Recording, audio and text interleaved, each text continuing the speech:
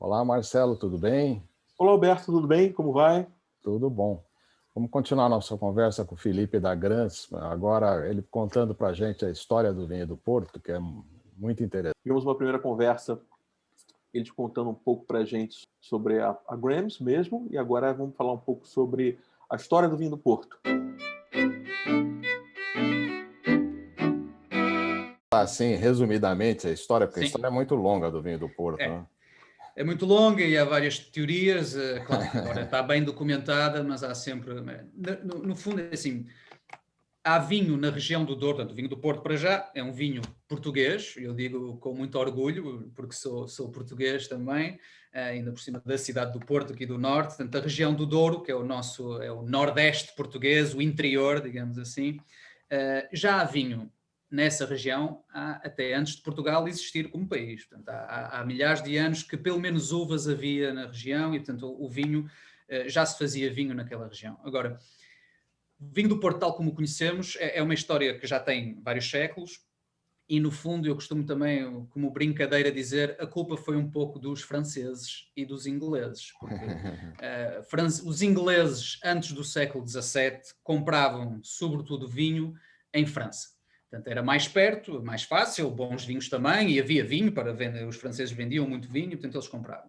O problema é que franceses e ingleses zangaram-se, não é? Bem conhecida as histórias, e portanto há um momento em que eles embarcam de parte a parte produtos comerciais de parte a parte. Portanto, os ingleses deixaram de comprar vinho em França, só que os ingleses gostam de beber, não é? Não são os únicos, mas gostam de beber. Portanto, tiveram que procurar outros lugares para comprar vinho, e um dos locais que escolheram foi comprar vinho em Portugal também.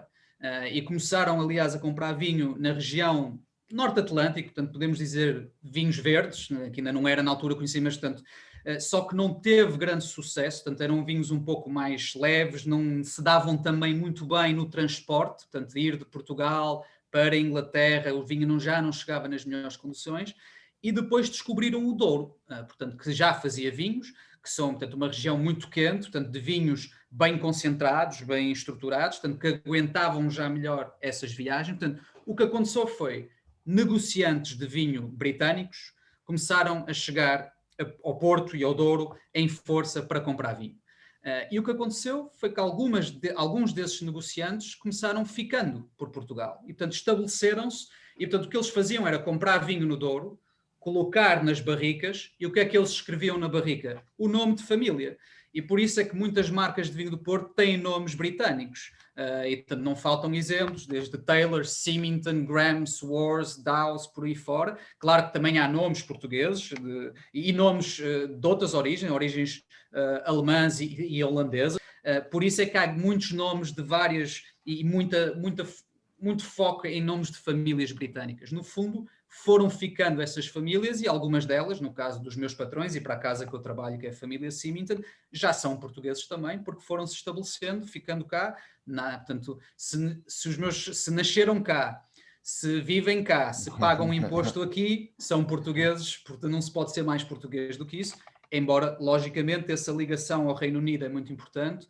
O Reino Unido é ainda hoje o maior mercado de vinho do Porto premium, portanto de gamas premium, porque em volume o maior mercado é França.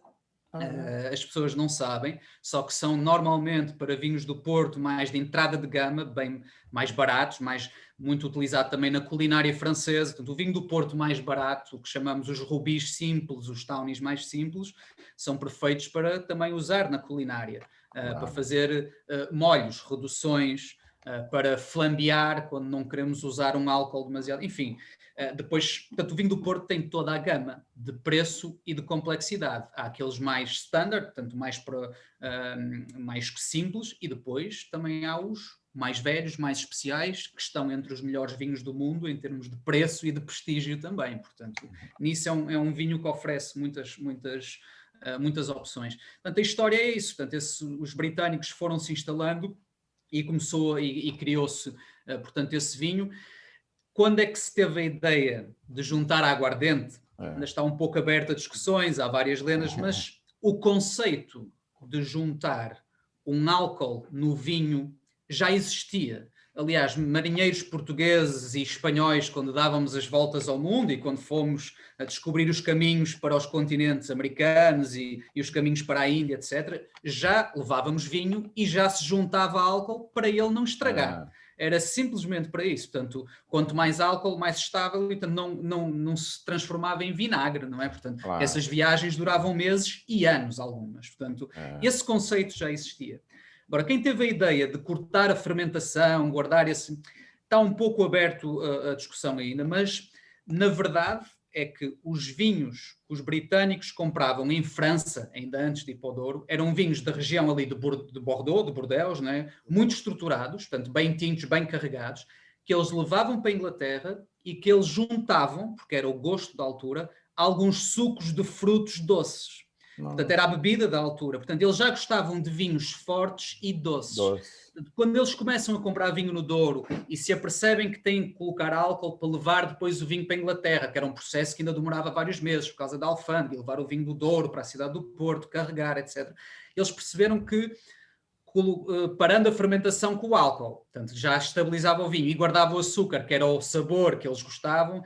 Portanto, essa operação agilizou-se e, portanto, tornou-se famoso por isso. E depois perceberam outra coisa, é que o vinho mais doce e mais forte em álcool era bom no início, mas também era ainda melhor passado 5 anos e 10 anos. E, portanto, eles compravam um vinho mais barato, guardavam e envelheciam-no na altura em Inglaterra, para vendê-lo depois mais tarde mais caro. Portanto, também, como todas as boas ideias, primeiro uma oportunidade e depois tornou-se, digamos, uma regra. E depois, claro, de 1756, o Marquês de Pombal, portanto, um homem também muito inteligente da política nacional, estabelece a região do Douro, portanto, demarcou e delimitou a região para produzir vinho do Porto e vinho do Douro, portanto, com regras e limites muito específicos, portanto, o que protegeu, digamos, a origem e a qualidade do produto, evitou também muitas coisas que se faziam na altura de falsificações e de juntava-se água e juntava-se açúcar, e, portanto, a partir daí há regras. Portanto, o vinho do Porto é o vinho, podemos dizer, e a região do Douro, mais antiga do mundo, com regras e limites específicas. Portanto, é a primeira vez que o homem criou uma denominação de origem controlada, é a região do Douro. Claro que há Tokai na Hungria, Chianti em Itália, que são regiões até um pouquinho mais antigas com o nome, mas não tinham as regras e os limites que o Douro, de facto, aplicou logo a partir de 1756. Portanto, foi a oficialização de uma denominação de origem controlada, começou com o Douro. Claro que desde 1756 até aos dias de hoje, a região cresceu, outras regras foram sendo incluídas, mas, portanto, é uma denominação, portanto, só se pode fazer vinho do Porto na região do Douro, tem que ser aprovada pelo Instituto de Vinho do Porto. Portanto, as regras são simples, as uvas têm que ser do Douro, têm que ser as castas tradicionais do Douro, depois podemos falar disso, também dava uma novela enorme, tem que ser fortificado e tem que ser envelhecido ou no Douro ou em Gaia, portanto aqui ao lado da cidade do Porto, do outro lado do Rio, e tem que ser todo engarrafado em Portugal, portanto no Porto ou no Douro ou em Gaia. Portanto, já no passado ainda se exportava vinho do Porto até aos anos 80 em barrica, e poderia ser engarrafado ou em Inglaterra ou nos Estados Unidos ou para onde fosse. Hoje em dia já não há granel, portanto, todo o engarrafamento, portanto, os produtores de vinho do Porto já só vendem garrafas, engarrafado. Portanto, isso também protegeu o produto de muitas falsificações e de outras coisas. Portanto, agora, por isso é que elas têm todos o selo do Instituto do Vinho do Porto, as garrafas. Hoje em dia já podem ter, não propriamente no gargalo, mas também podem ter atrás. Portanto, o Instituto agora também permite colocar atrás, não propriamente só aquela fita que vocês conhecem. Aliás, eu tenho aqui um... Eu tenho aqui. Um vintage da Grams. Portanto, este é o né? Portanto, se não tiver isto, normalmente... Exatamente, tenho aí atrás. Tenho aí muitos, pronto. Agora também se pode colocar atrás. Algumas no futuro vão ver alguns vinhos do Porto, mas tem que ter o símbolo, tem que ter o selo do Instituto para ser um vinho do Porto. Então, uma denominação de origem controlada. Você falou do Marquês de Pombal, foi um dos grandes portugueses que não só reconstruiu Lisboa depois do terremoto, incêndio e tsunami, mas manteve Portugal unida, e um dos grandes feitos foi realmente delimitar a região do Douro, claro. Douro, com vinho do Porto, nossa, um dos grandes nomes, grandes portugueses da história. Sim, assim, podemos assim, teve coisas boas e coisas más. Também temos que olhar aos olhos da história, já passaram muito tempo, era um homem que também fez coisas muito más, digamos assim, perseguições, etc. Mas bom, esses são outros temas. Mas esse mencionar o terremoto de 1755 é muito importante, porque de facto foi um terremoto dos maiores na Europa até hoje, portanto devastou a capital portuguesa, Lisboa, e muito parte do sul de Portugal. E o Marquês percebeu que precisava de dinheiro também rápido para a reconstrução. E a delimitação do Douro ajuda a isso, porque não foi só para proteger o produto, porque antes da delimitação o que acontecia era o seguinte: os negociantes britânicos chegavam ao Douro, pagavam ao produtor local, compravam o vinho, levavam o vinho. Portanto, digamos que a coroa portuguesa na altura dessa transação via zero, ou muito pouco, não havia imposto. A partir do momento em que há limites, em que há regras, em que há um controle, o que é há associado? Taxas, portanto um imposto, e portanto muito dinheiro começou a entrar graças à venda deste produto. Foi durante muitos anos o vinho do Porto, o produto que Portugal mais exportava para o mundo, continua nos produtos, portanto, para a economia portuguesa ainda hoje, é um produto muito importante e de exceção. Mas sim, o Marquês de Pombal foi fundamental nesse processo. Não é? Que, quando a família real veio para o Brasil, né, em 1808, Dom João para o Brasil, e durante o século XIX, o Brasil passou a ser o maior consumidor de vinho do Porto do mundo. O que diz bem que o rei bebia muito, não é? Já estômago. Foi um rei que também deixou aqui sentimentos um pouco ambíguos, né? Que ele fugiu, mas de facto. Mas foi o único que enganou Napoleão. Olha, foi o único exatamente. que deu a volta no Napoleão. Então...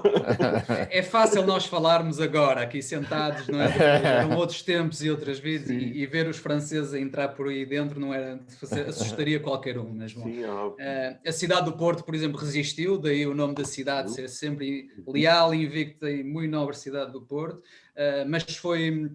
Sim, o Brasil, é curioso, o Brasil ainda não é um mercado muito grande de vinho do Porto, é um mercado já muito importante para vinho português, claro, as ligações culturais de amizade, de origem, são muito grandes, a culinária, tudo isso ajuda, mas no vinho do Porto, de facto, ainda não é um mercado grande.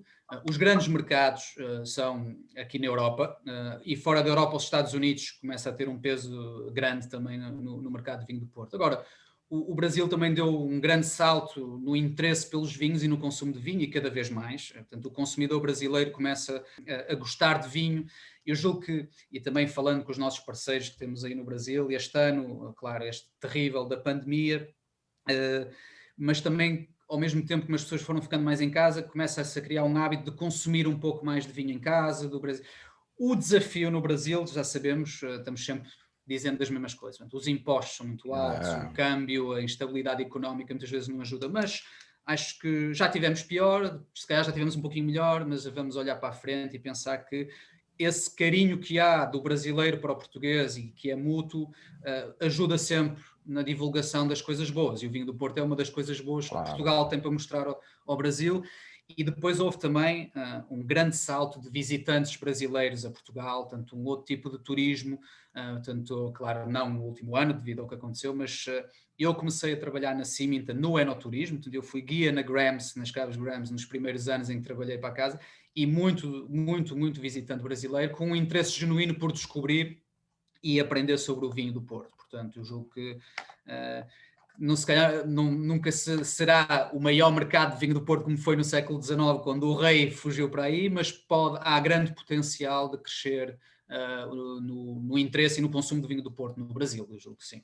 E o Felipe, acho que contou para a gente a principal parte a respeito, porque toda a história é muito longa e toda a história tem versões, mas essa ficou muito legal. Eu acho que esse vídeo ficou muito interessante, né?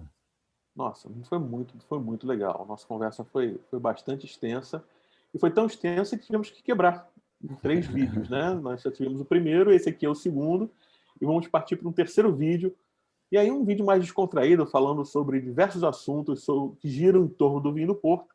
E para quem, como eu, é um amante de vinho do Porto, confira com a gente no terceiro vídeo a continuação dessa nossa conversa com o Felipe da Gramps. Se você gostar, curta e siga a gente para receber outras informações, né? Siga a gente, se inscreva no canal Vinhos e Prazeres e nos acompanhem, que a gente vai trazer para vocês sempre informações sobre o mundo do vinho, trazer sempre conversas com produtores, conversas com pessoas do mundo do vinho. Obrigado, pessoal. Se inscrevam no canal, curtam Vinhos e Prazeres. Até o próximo vídeo. Obrigado, até o próximo. Obrigado.